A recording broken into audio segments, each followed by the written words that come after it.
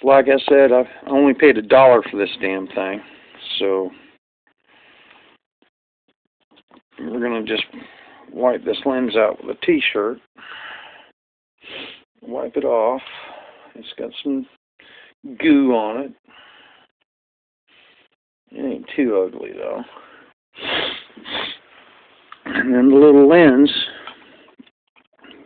goes like that.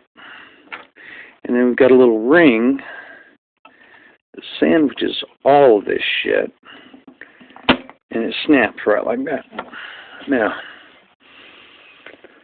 we should be able to grab that. There. Okay. There's the needle. And we can see it bouncing around every once in a while. And it's not sticking to our calibrated situation. So we'll just turn this back down to 1,000 feet. Right there. Okay. And it just, I used to keep it in the truck, and it works, or it did work, and it was interesting to watch that thing go up and down as I was climbing and descending mountains. Okay, and then it's got this little square, a three-sided square that correlates to that. Okay, and it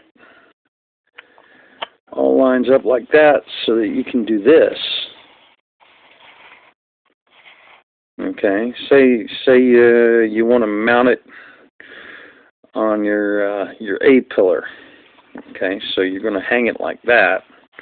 You're going to twist the whole arrangement like this so that you can read it.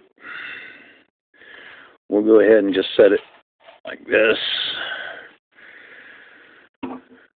assuming that it's on the dash.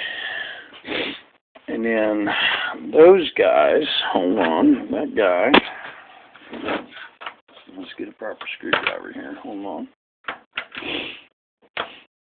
These jeweler screwdriver sets, I love them. They're only like $7-8, and you do stuff like this, I mean, yeah. Anyway, screwdriver, there's a little screw that goes into a corresponding groove, and that piece that rotates the whole instrument inside the housing. And we're going to go ahead and snug them in, and that's it. That is your standard 1 each RV altimeter yard sale, $1 yard sale repair. Once again, Merry Christmas, Happy New Year.